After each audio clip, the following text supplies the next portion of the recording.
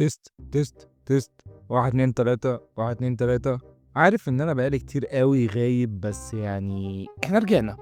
بس المرة دي غير كل مرة، وطبعا انا بقول كده كل شوية، بس صدقوني المرة دي غير كل مرة. انت بتتكلم جد؟ وانا قررت بقى الرجعة بتاعتي تبقى اسطورية لكل واحد معهوش فلوس، وكل واحد بيدور على بي سي بسعر قليل. انا قررت ان انا ابني تجميعة ب15,000 جنيه، يعني 250 الى 300 دولار على حسب سعر الدولار عندك بكام، يعني فاهمني. هي ب15,000 جنيه او 16، يعني مش هتزيد او هتقل عن كده.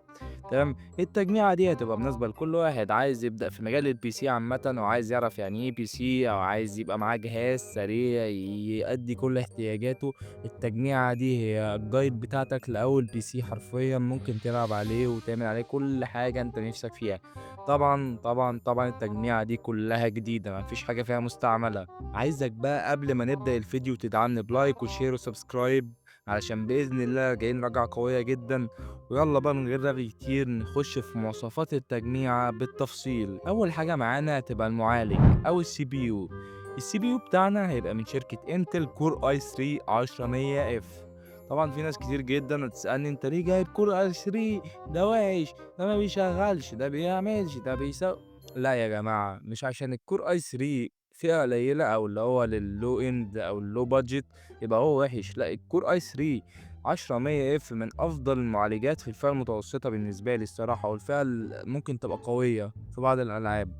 ليه؟ لانه جايب 4 انويه و8 ثريدز، او 4 كورز و8 ثريدز، عشان يعني الناس ما محنيكه وكده، يعني انتوا فاهمين. والتردد الاساسي بتاعه 3.6 ويصل الى 4.3 اللي هو البوست يعني وكده.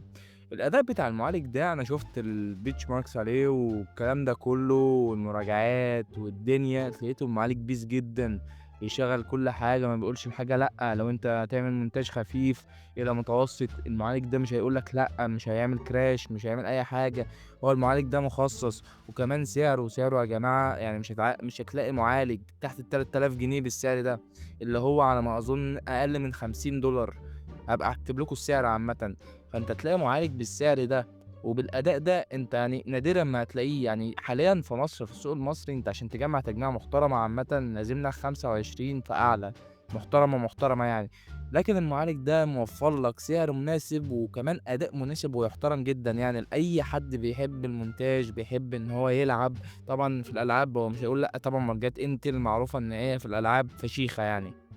فالمهم يا جماعة، المعالج ده جامد فشخ، وانصحكم تجيبوه عامة، يعني مش لازم التجميعة دي، اي تجميع لو اند او لو، يا ريت تجيب المعالج ده لانه فشيخ. نخش في تاني حاجة معانا وهي المذر بورد. طبعا انا يعني مفيش خيارات كتير فشخ في الموضوع المذر بورد ده، بسبب يعني الميزانية المحدودة، والمذر بوردز بتاعت اليومين دول عامة معدية التلاتة واربعة وخمسة وحاجات غريبة، مش فاهم ليه السوق المصري عامة في الهاردوير بقى زبالة. فانا بقى قررت ادي حل اقتصادي جدا، وهي لوحة الام بتاعت اسوس برايم اتش 510 ام اي. تمام. السوكت بتاع ال جي اي 1200، طبعا ده السوكت بتاع الجيل العاشر طبعا زي ما انتم عارفين، وبتدعم الجيل العاشر وال11. يعني انت ممكن تحط المعالج كول اي 3 11، ناسي 11 كام، انا هبقى اكتبه عامه. تمام. طبعا انا معلوماتي بقت زباله في البي سي بسبب ان انا لسه مخلص امتحانات وكده، استحملوني يعني اخوك وكده. فالمهم يا جماعه، بتدعم لغايه 64 جيجا بايت رام. ليه؟ لان هي منفذين بس رام، علشان يعني ما تتفاجئش. يعني لو عامل حسابك انك مثلا هتحط 32 جيجا بايت رام، اعمل حسابك انك هتجيب رام واحده 16، ما تجيبش 8 و8. تمام، علشان مش هتلاقي منافذ رام. انت معاك بس منفذين، ان هو تحط فيهم يا 16 و16، يا 32 و32، عشان يبقى 64. فالمهم يعني انت لو واحد يعني عامه بتبني تجميع زي دي، انت مستحيل تعلى عن 32 عامه، مستحيل. انت ليه؟ يعني المعالج هيستهلك ايه؟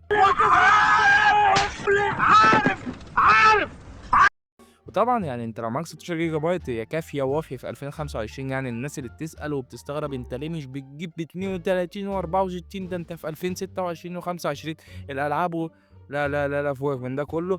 اي حاجه بتستهلك في 2025 و26 مش بتستهلك ازيد من 16 جيجا عامه، الا يعني الناس المحنيكه بقى اللي بتستخدم ادوبي بريمير على كل طاقته 4K و 8K. وانت مستحيل تعمل كده في تجميعه زي دي يعني. انا رغيت كتير فشخ مش عارف ليه، بس عامه السعر بتاع الرام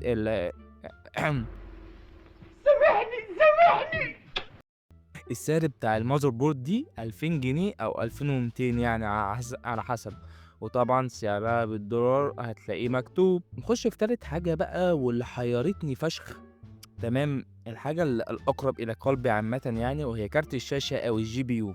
أنا قعدت أدوّر بقى وقُلت أجيب كارت استيراد أو كارت مستعمل علشان إيه، أوفّق ما بين التجميع وكده. قُلت لأ، لأ أنت ياض يا جو لازمًا تجيب جديد في جديد، لازمًا يعني متابعينك يشوفوا الفيديو يقولوا ده راجل محترم وجايب لنا حاجات محترمة، لازمًا نسكعه لايك كده، وأنت هتدّيني لايك أنا عارف. فالمهم يعني قررت إن أنا أروح لحبيبتي نيفيديا، ورُحت شُفتها كده قالت لي إن في كارت اسمه الGTX 1650 مساحته 4 جيجا بايت اللي هو الVRAM يعني، وبيشغّل كل حاجة esports أعلى من 60 فريم على أعلى إعدادات، يعني فورتنايت وفالورانت وPUBG وأي لعبة God of War وكده يشغّلها من 40 ل50 فريم. قُلت له هاته، قُلت له هاته حرفيًا ليه؟ لإن الكارت ده حتى الآن NVIDIA بتدعمه عامةً، وده بالنسبة لي أنا كجو يعني كان في ذكريات مع الكارت ده، لإن أنا كنت جايبه في يوم من الأيام. فالمهم الكارت ده جميل فشخ، وكان بيشغّل لي كل حاجة وstill خلّي في علمكم لمّا باشوف الألعاب دلوقتي يعني في ألعاب بينزل لها مراجعات وكده، فباشوف الألعاب دي بتشتغل على الكارت ده عادي يعني. فأنت لو بتجيب لعب مثلًا جديدة وخايف الكارت ده ما يشغّلهاش، لأ الكارت ده هيشغّلها وكل حاجة. الكارت ده سعره في مصر 5000 جنيه. طبعًا أنا مش هاقول تفاصيل عن الكارت، لإن أنا لاحظت إن ما فيش حد بيهتم بتفاصيل الكارت يعني، أنا ما شُفتش في فيديو من الفيديوهات اللي عملتها للتجميعات إن حد بيهتم بسرعة الكارت وده كلّه، فقُلت أرزعك الكارت. الكارت جامد وأنت هتشوف الbenchmark بتاعه في آخر الفيديو عامةً، فأنت هتقيّم الكارت ده حلو والّا وحش. بس أنا بالنسبة لي هو أفضل كارت للفئة المتوسطة المتوسطة القليلة فاهمين، يعني مش المتوسطة الأوي يعني، فأكيد يعني. فالمهم الكارت ده سعره 5000 جنيه أو 5500، 4500 سعره متفاوت، يعني من 4 ل6 عامةً يعني، وأنت لو لقيته ب4 أنت كده خلّي في علمك أنت تاجر شاطر ولازمًا تشتغل معايا، أمّا أفتح محل يعني وكده. المهم يا جماعة بقى نخش في رابع حاجة معانا وهي الرام. الرام أنا جبتها 16 جيجا ليه؟ علشان ما حدش يوجع لي دماغي ويقعد يقول لي أنا هاقعد أجيب رام، وزي ما قُلت لكم الحوار اللي من دقيقتين على ما أظن. المهم بقى عشان ما نرغيش كتير أنا جِبت رام 16 جيجا من كينجستون 3200 ميجا هرتز 2 في 8 يعني إيه 8 و8 عشان أستفاد من تقنية الdual channel. تمام. ما تسألنيش يعني إيه تقنية الdual channel لإن أنا مش هاقول لك دلوقتي. أصل طالما يعني طالما انت قول السؤال تاني. المهم الرام دي سعرها 1700 جنيه في مصر، وعلى حسب الرام اللي أنت هتجيبها عامةً، يعني أنت معاك من 1500 ل2000 عامةً. بس حاول تجيب رام نضيفة ومن شركة محترمة. واخر حاجة هجيبها معانا هي التخزين سوري اخر حاجة ايه خامس حاجة وهي التخزين. انا جبت الصراحة اس اس دي من كينجستون برضو سعره 1200 جنيه وهو 512. السرعة بتاعته 500 ميجا بايت. ومحدش طبعا يسألني انت ليه بتجيب اس اس دي وما تجيبش اتش دي دي، احنا في 2025 عايز تجيب اتش دي دي جيب انت، لكن انا متابعين الناس النضيفة المحترمة ولاد الناس هيجيبوا اس اس دي علشان السرعة بتاعة الSSD ييجي 10 أضعاف سرعة الHDD، يعني أنت بتاخد 10 أضعاف الأداء أو 20 أو ممكن 100 ساعات فاهمني. فأنت جيب SSD 512 وهيكفيك يعني هيكفيك فترة من الزمن لغاية أما تجيب مثلًا هارد 1 تيرا ب800 جنيه مش هيفرق معاك فاهمني. المهم بقى نخش على سادس حاجة وجبت باور سبلاي ب450 واط. أنا كنت هاقول 450 جنيه. مبدئيًا كده ما فيش باور سبلاي في مصر ب450 جنيه إلا الباور سبلاي بتاع الكيس الاستيراد اللي عندك طبعًا ما لناش دعوة بيه. المهم الباور سبلاي ده اللي هو جبته ب80 بلس من كولر ماستر. أنا الصراحة مش مهندس كهربا عشان أقول لك مواصفات الباور سبلاي أكتر من كده، يعني هو 80 بلس أهم حاجة هو مش هينفجر في وشك وكمان 450 واط.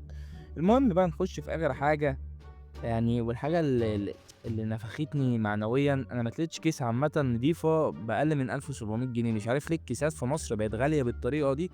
بس أنا جبت لي كيس ميد تاور هاكتب لكم اسمها عامةً. هي اسمها من شركة مش معروفة بس هي حلوة يعني.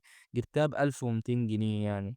المهم الإجمالي كله على ما أظن من 15 ل16 ألف جنيه. ولو مثلًا أنت مش ناوي تجيب كارت شاشة فاهمني، وعايز تقلل الميزانية شويتين هات لك Ryzen 5 5600 ومع لوحة B 450 تمام. هتوفّر 2000، 3000 جنيه. ده أنا قُلت لك كده بالمحبة في الآخر، اللي كمّل الفيديو لغاية الآخر أنا قُلت لك ده بالمحبة. لو مش فارق معاك أوي إنك يعني تجيب معالج محترم وبعد كده تجيب كارت شاشة بعديها بفترة، هات معالج Ryzen 5 5600 G وهيكفّيك فترة من الزمن وهيشغّل لك كل الألعاب برضه وعلى كل حاجة، بس لازمًا تبقى الإعدادات low، لإن يعني ده معالج مع كارت شاشة في نفس الوقت، فاهمني؟ خلّيك بني آدم وحِس بالكيس بتاعتك هتحس بيك.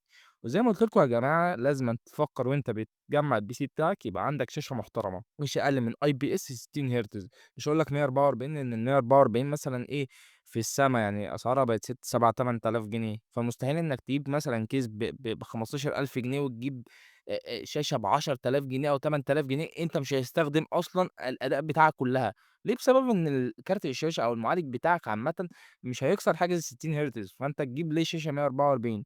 بس أنت عامةً لو بتحب الشاشات بقى والموضوع ده كلّه زيي، هات لك شاشة 144 IPS من أي شركة عامةً، حاول تجيب أهم حاجة من شركة معروفة ومحترمة زي كولر ماستر، زي ريد دراجون، زي أي شركة Acer بقى، مش هاقعد أقول. وإن شاء الله يعني مستقبلًا هابقى أحط 5 شاشات أو 10 شاشات محترمة جدًا للPC، بس بإذن الله قدّام يعني، مش قدّام أوي بس قدّام عادي يعني. وأنا طبعًا لو أنتم لاحظتوا أنا غيّرت الأداء بتاعي في الفيديوهات وكده، فقُل لي لو عجبك الأداء ده أعمل بيه والّا أرجع للأداء القديم بتاع الشرح بتاع المستر بتاعك، فاهمني؟ فالمهم بقى أنا هاسيبكم دلوقتي مع تجربة الأداء للألعاب عامةً يعني، ويا ريت تدعمنا بلايك وشير وسبسكرايب. كان معاكم جو ويالّا peace.